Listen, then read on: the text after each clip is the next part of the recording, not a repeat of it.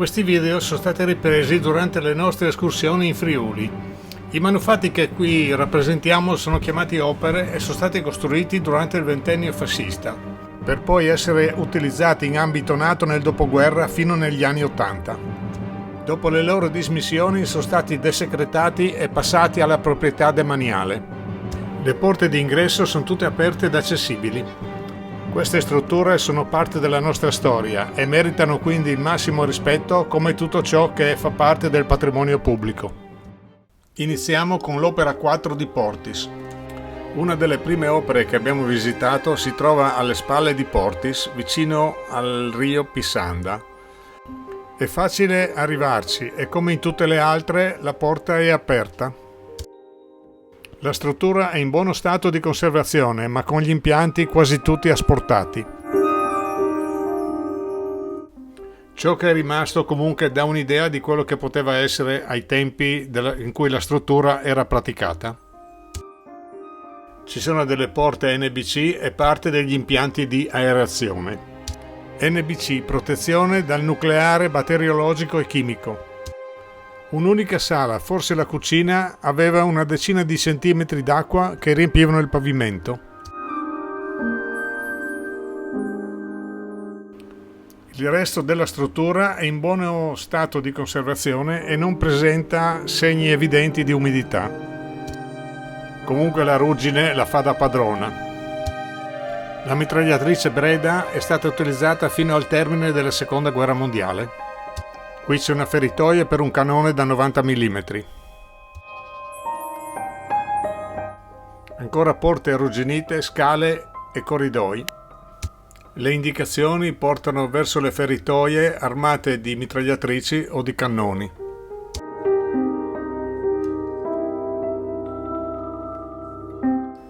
Ci sono anche le rimanenze degli impianti di climatizzazione e di aerazione.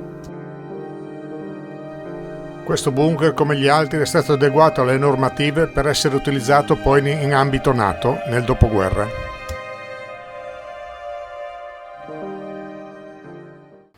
Opera 5 di Portis chiamata Lo Squalo.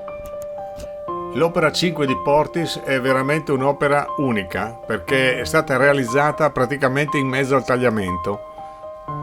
Un grosso masso già presente nel fiume è stato utilizzato per la realizzazione di quest'opera. Proprio per la sua posizione è stata chiamata Lo Squalo. Questo manufatto non è grande, però contiene lo stesso qualche decina di metri di gallerie, con impianti sia per quanto riguarda la climatizzazione che l'aerazione. Ci sono le prese telefoniche, radio, impianti del clima. Per i rifornimenti veniva utilizzata una teleferica, di cui rimane ancora una carrucola montata sopra il manufatto. È probabile che si collegasse sulla riva dal lato di Pioverno. La scarsità di acqua ci ha permesso di raggiungere la postazione tranquillamente attraversando il Greto. Come in tutte le altre opere, anche qui purtroppo sono state rubate tutte le attrezzature interne. Qui si può vedere dall'esterno come è stato camuffato. Da qui si può controllare la confluenza della Valfella nella Val Tagliamento. Opera 6 di Pioverno, sempre nel comune di Venzone.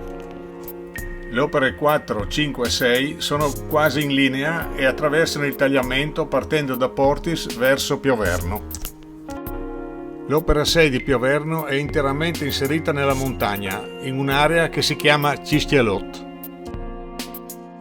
Questa è l'opera più estesa di questo settore. Molti corridoi su vari livelli collegano tra loro le postazioni dei cannoni e delle mitragliatrici.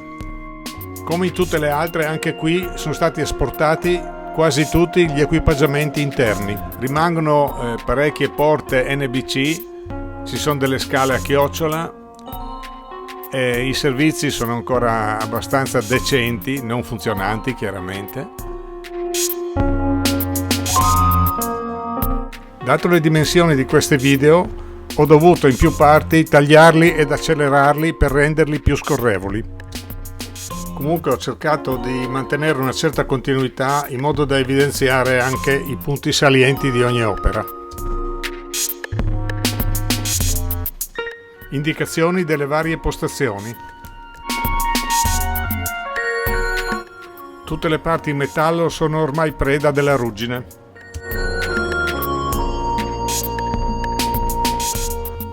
Il camuffamento e la vegetazione rendono praticamente invisibile quest'opera.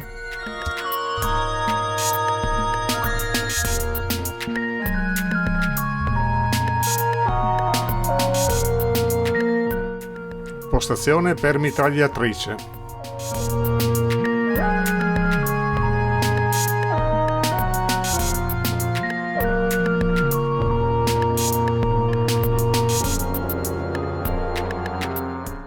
Anche questa è un'altra postazione per mitragliatrice.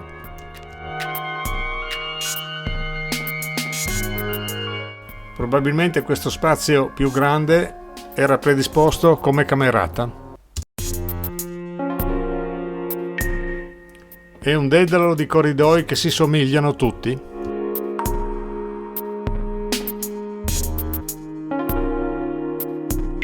Continuiamo a trovare porte NBC, corridoi e ancora porte e sale abbastanza grandi. Addirittura una delle protezioni dei cannoni è stata tagliata col cannello. Aveva uno spessore di quasi 20 cm. Usciamo nella fitta boscaglia sottostante. Opera di Monte Alz. In una escursione invernale scendendo da Pusea siamo passati sul Monte Alz. In quest'opera non si può entrare, tutte le fotografie sono state fatte dall'esterno. L'unico ingresso disponibile portava a una saletta con circa mezzo metro d'acqua. Le bocche da fuoco sono poste sul lato nord-est. Forte Ensel di Malborghetto. Durante un'escursione alla testa di Malborghetto, dopo aver visitato i 2 blocchi della fortificazione, ci siamo trovati davanti a un ingresso. La porta era spalancata, siamo entrati e ci siamo trovati davanti a una delle fortificazioni costruite per il Vallo Alpino del Littorio. Anche questa, come quasi tutte le altre opere, è stata modernizzata e adattata nel periodo della Guerra Fredda. Qui gli impianti si sono mantenuti abbastanza bene.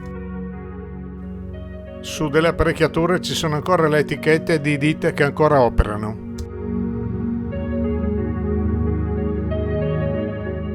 Anche qui ampie sale, impianti di condizionamento ed alcuni quadri elettrici che stranamente non sono stati danneggiati. Porte stagne tipo sommergibili del tipo NBC, nucleare batteriologico chimico. Una scala a chiocciola perfettamente conservata porta ai piani più alti. Qui abbiamo trovato un'unica feritoia verso l'esterno. In queste gallerie è difficile valutare la distanza, comunque siamo usciti dalla parte opposta, saranno stati circa un centinaio di metri e più. Forra della Chianevate. In questo primo video includiamo anche quello delle Chianevate. Si tratta di un bunker molto ben costruito dentro l'omonima forra. L'entrata è dentro la grotta detta dei Pagani. Qui il bunker attraversa la forra stessa. Anche qui gallerie, sale abbastanza ampie, postazioni per armi da fuoco, scale, scalette e anche una scala a chiocciola mancante. Questa è la grotta dei Pagani, dove c'è l'entrata e anche l'uscita dell'opera.